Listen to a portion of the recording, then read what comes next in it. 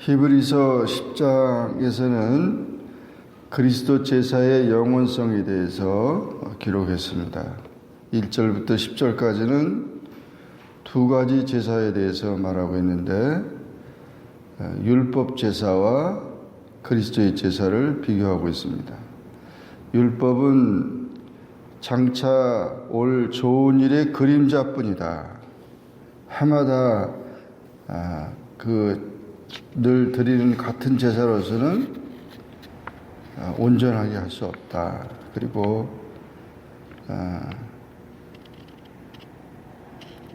단번에 정결하게 되어서 다시 죄를 깨닫는 일이 없게 하는 그런 제사가 되지 못한다고 했습니다. 그리고 해마다 죄를 기억하게 한다. 이 황소와 염소의 피가 능히 죄를 없이 못하게 한다. 그러나 주께서 드리는 제사, 그리스도의 제사는 이제 예수님의 몸을 드린 것이죠. 그래서 5절에 보면 오직 나를 위하여 한 몸을 예비하셨다. 그래서 예수님께서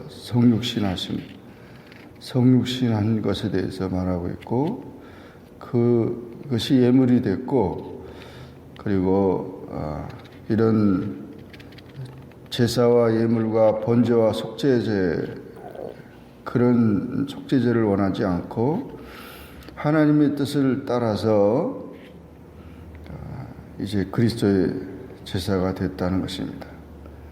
그래서 10절에 이 뜻을 따라 예수 그리스도의 몸을 단번에 들이심으로 말미암아 우리가 거룩함을 얻었다 그랬습니다. 그래서 하나님께서 이렇게 율법 제사는 그림자일 뿐이고 실질 그리스도의 제사를 통해서 우리의 구원을 완성시켰다는 것입니다. 그 율법 제사는 모세로부터 주어진 신의 산 언약이고, 이 그리스도의 제사는 두 번째 언약을 통해서 이루어진 갈보리산 언약입니다. 율법은 행하는 것이고 복음은 믿는 것입니다. 그래서 이 율법은 오직 제사지만 이 복음은 오직 예수를 믿는 것입니다. 그래서 이와 같이 그런 행위로서 인간이 지켜야 할 그런 제사는 끝나고 이제는 하나님께서 약속한 복음과 구원의 그것을 마음에 우리가 받아들일 때 이 제사가 이제 효력이 있다는 것이죠. 그래서 11절부터 영원한 제사에 대해서 18절까지 영원한 제사를 드렸다는 것입니다. 영원한 제사라는 말은 영원히 효력이 있다는 거죠. 한 번 반복해서 드리는 제사가 아니고 이 제사는 한 번 드린 제사지만 영원하다. 오직 그리스도는 죄를 위하여 한 영원한 제사를 드리시고 하나님 우편에 앉으셨다. 그가 거룩하게 된 자들을 한 번의 제사로 영원히 온전케 하셨다 그랬습니다. 그래서 이와 같이 영원한 제사를 드려서 우리의 일생의 죄, 과거의 죄, 현재의 죄, 미래의 죄까지 단번에 십자가에서 그 청산을 하시고 일생의 모든 우리의 죄를 다 이제 용서하셨다는 것입니다. 이러므로 우리는 예수 그리스도를 믿음으로 우리가 칭의를 받게 되고, 그리고 예수 그리스도를 믿음으로 계속해서 우리는 성결한 삶을 살게 되는 것입니다. 이것이 바로 영원한 제사의 효력이고 새 언약의 은총인 것입니다. 그래서 내 법을 그들의 마음에 두고 그들의 생각에 기록하리라. 이것들을 사하셨은즉 다시 죄를 위하여 제사 드릴 것이 없다. 그렇게 말한 것입니다. 이런 영원한 그리스도의 제사는 영원한 제사라는 것을 이제 말씀하고 있고, 그러므로 19절 이하에서는 구속받은 자, 그 구속받은 자의 특권과 의무가 기록됐습니다. 그렇게 제사를 주님께서 드렸기 때문에 우리는 예수의 피를 힘입어서 성소에 들어갈 담력을 얻었다는 거죠. 그리고 휘장 가운데로 열어놓으신 새로운 살 길을 우리에게 주셨다는 것입니다. 그래서 우리가 마음의 뿌림을 받아 악한 양심으로부터 벗어나고 몸은 맑은 물로 씻음을 받았으니 참 마음과 온전한 믿음으로 하나님께 나아가자. 하나님께 나아가는 그런 특권을 얻었다는 것입니다. 그래서 그렇게 힘들었고 나아가기 어려웠던 그 길을 다 열어놓으셨기 때문에 그 길을 향해서 우리는 달려가기만 하면 된다.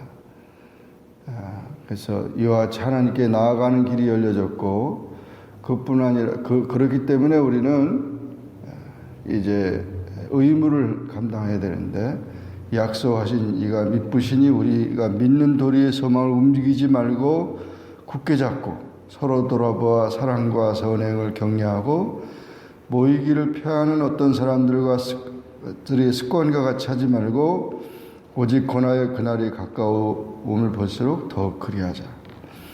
모이기를 힘쓰라는 것입니다.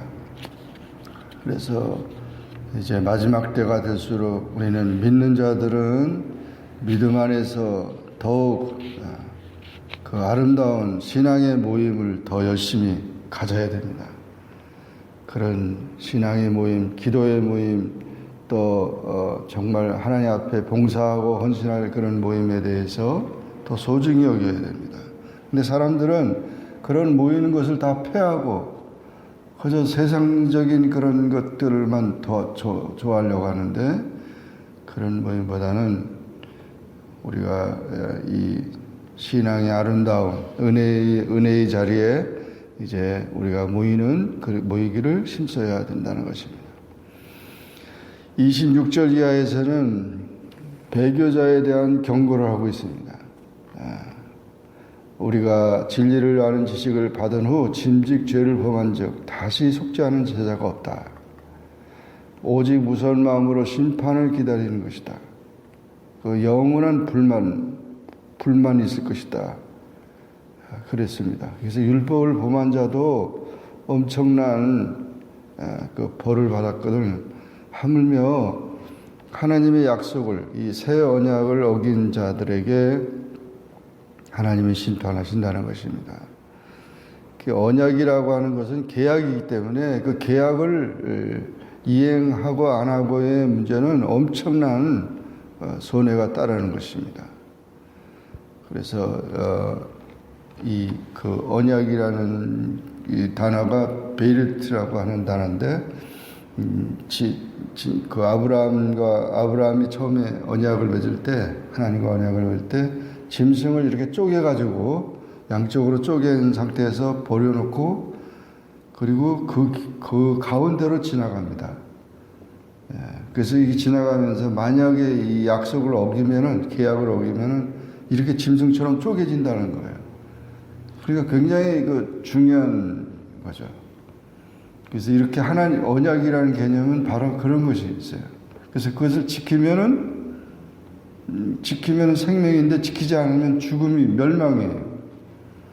우리가 이 언약이라는 개념을 볼 때 하나님께서 두 번째 언약을 우리에게 주셨는데 복음을 믿는 것이죠. 그래서 우리가 다 멸망할 죄인들이기 때문에 하나님이 심판하면 다 죽죠, 우리는. 그런데 예수 그리스도를 믿는 믿음 때문에 그 살 길을 열어놓은 거예요. 살 길을 열어놨기 때문에 오히려 누구든지 그냥 믿기만 하면 되는 것이지, 그래, 믿음이 결국 살리는 것이 우리가 자기가 의를 통해서 그 사는 게 아니거든요. 근데 사람들은 그 믿음까지도 소유하지 못한다는 게 얼마나 어리석은 거죠. 그래서 요한복음 3장 16절, 하나님이 세상을 이처럼 사랑하사 독생자를 주셨다. 그 독생자를 주셨다는 말은 그 계약을 해놨다는 거죠. 그 길을 그냥 누구든지 저를 믿으면 멸망하지 않는다. 그러니까 결국은 우리가 망하고 망하지 않는 것은 예수님을 믿고 안 믿고에 달려 있다는 거죠. 이것은 엄청난 겁니다. 사실 보면 예수님을 믿고 안 믿고가 우리 인생의 모든 것이 결정된다는 거예요.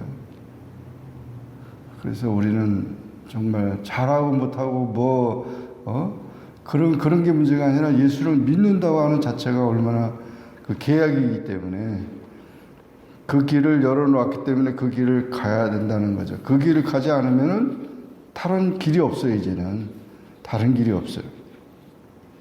그것을 말한 것입니다. 그래서 이 길을 가지 않고 그런 자들은 하나님의 심판을 받을 것이다. 그것을 이제 신약에서는 성령 회방죄라고 그렇게 말하고 있죠. 성령을 회방하는 일. 여기 보니까 하물며 하나님의 아들을 짓밟고 하나님의 아들을 짓밟는다. 예수님을 복음을 갖다가 이제 예수님을 부인하고 대적하는 그런 자는 멸망한다는 거죠. 그리고 짓밟고 자기를 거룩하게 하는 언약의 피를 부정한 것으로 여기고 예수님의 피를 갖다가 부정한 피로, 죄인의 피로, 거룩한 피가 아니라 죄인의 피라고 말하는 이런 사람들. 그리고 은혜의 성령을 욕되게 하는 자, 은혜의 성령의 역사를 갖다가 이렇게 부정하고 회방하는 이런 자들은 다시 사함이 없고 하나님의 심판만 있다는 것입니다. 이것은 가증스럽고 고의적인 죄를 말하는 거죠. 그런 배교는 곧 파멸을 말하는 것이죠. 바로 가룟 유다가 바로 그런 자였죠. 처음에는 예수님의 가르침을 따라서 왔고 제자가 되는데도 불구하고 끝까지 달려가지 못하고 믿음을 배반하는 그런 일로 인해서 비참해진 그런 삶이 가룟 유다의 그 삶이라는 것이죠. 그래서 이와 같이 배교자에 대한 그런 경고를 하고 있고 마지막 부분의 32절 이하에서는 우리가 믿음의 전진을 보이려는 것입니다. 나의 의인은 믿음으로 말미암아 살리라. 또한 뒤로 물러가면 내 마음이 그를 기뻐하지 아니하리라. 하나님은 우리가 앞을 향해서 나가기를 원해요. 뒤로 물러가지 말라는 거예요. 후퇴하지 말라. 제자리 걸음하지도 말라. 계속해서 앞으로 향해서 나아가라는 것입니다. 우리가 흔히 우리 인생의 삶을 자꾸 뒤를 돌아보는 일이 있는데 사실 뒤로 돌아보는 것은 별거 아니고 앞을 향해서 나가고 하나님이 우리에게 주어진 앞의 세계는 더 엄청난 것입니다. 그래서 지나온 것보다는 앞을 향해서 하늘의 소망을 두고 끝까지 구원을 향해서 나가야 합니다. 그래서 이제 더 낫고 영구한 소유가 있는 줄 압니다. 그러므로 이제 그런 모든 갇힌 자를 동정하고 너의 소유를 빼앗기는 것도 기쁘게 당하고 비방과 환난과 사람에게 구경거리가 되고 이런 형편 있는 자들과 사귀는 자가 이제 그런 모든 핍박과 그런 어려움 속에 있다 할지라도 하늘의 소망을 두고 살아가라는 거죠. 하늘의 소망. 세상의 것으로 우리가 산다 그러면은 얼마나 참 그 한정된 그 세상에서도 너무 비교하는 것이 많이 있죠.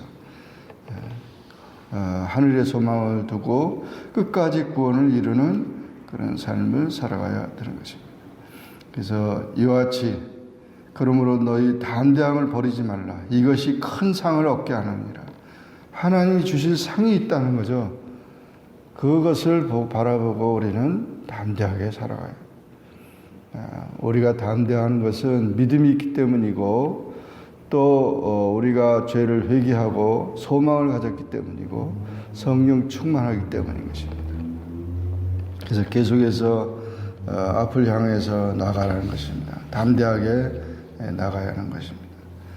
오늘도 우리는 주님께서 이루어놓은 이 엄청난 그 은혜의 자리 또 그런 계약 이런 모든 은총을 우리가 감사하면서 그 길을 향해서 힘차게 나가야 할 것입니다.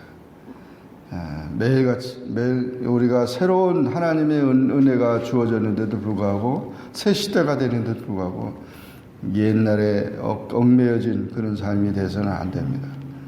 이제는 힘껏 주님의 은혜 안에서 하나님의 영광을 바라보고 달려가는 그런 열심히 있는 신앙이 되고 또 그런 삶이 되기를 주의 이름으로 축원합니다. 기도하겠습니다. 주님 감사합니다. 주님께서 저희들을 사랑해 주시고 기도하게 하시니 감사합니다. 오늘 히브리서 10장의 말씀을 통해서 하나님께서 우리에게 주신 그리스도를 통해서 주어진 놀라운 그 은총과 그 은혜의 자리를 저희들이 기억하며 또 계약하고 그의 은혜 안에서 우리가 살게 하신 것을 감사합니다. 힘차게 달려가고 하나님의 뜻을 이루어가며 주의 영광을 위해 살 수 있는 우리 모두가 되도록 축복하여 주옵소서. 예수님의 이름으로 기도하옵나이다. 아멘. 하늘에 계신 우리 아버지여 이름이 거룩히 여김을 받으시오며 나라에 임하옵으며 뜻이 하늘에 이루어진 것 같이 땅에서 이루어지이다. 오늘날 우리에게 일용할 양식을 주옵시고 우리가 우리에게 죄진 자를 사하여 준 것 같이 우리 죄를 사하여 주옵시고 우리를 시험에 들게 하지 마옵시고 다만 악에서 구하옵소서. 내게 나라와 권세와 영광이 아버지께 영원히 있사옵나이다. 아멘.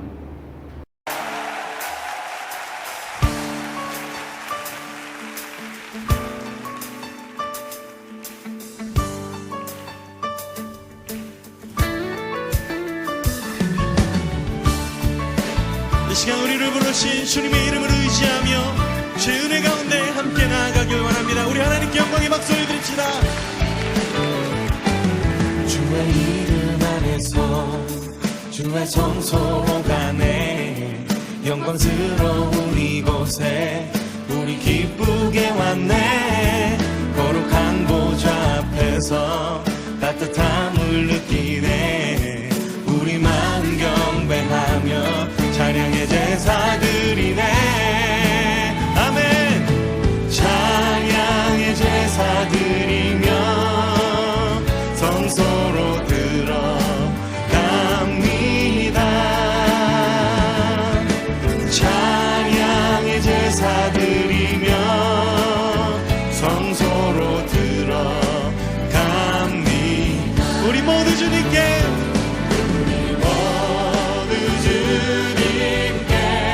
감사해. 드리세 우리 모두 주님께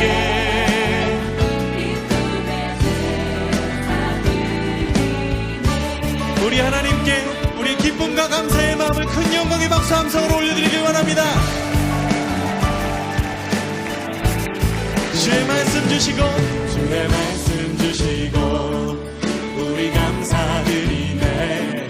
주의 날개 그는 우리 피난처 되네. 아멘. 주의 길을 따르며 주께 순종해. 찬양의 제사드리네. 찬양의 제사드리며 성소로 들어갑니다.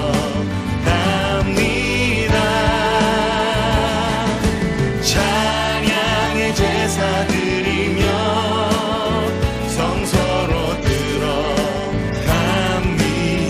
우리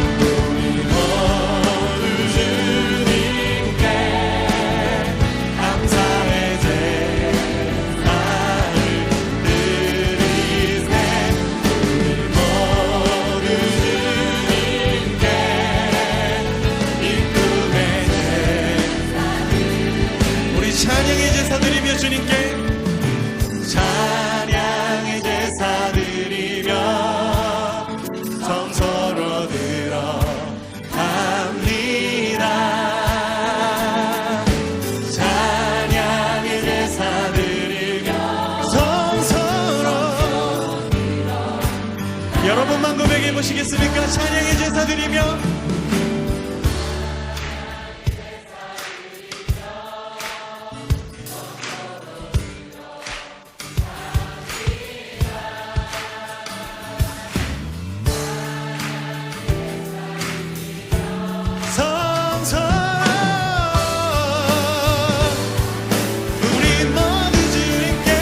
우리 모두 주님께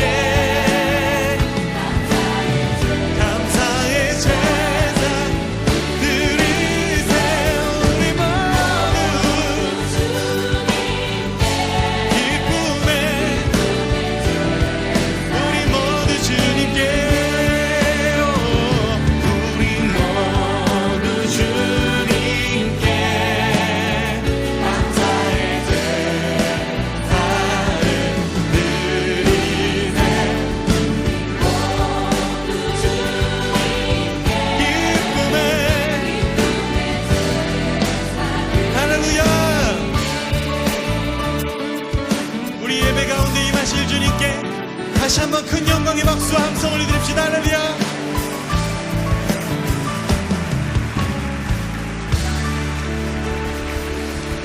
할렐루야. 주님 우리 가운데 찬양받기 합당하십니다. 언제나 신실하신 좋으신 하나님 우리 가운데 역사하실 주님을 기대합니다. 할렐루야.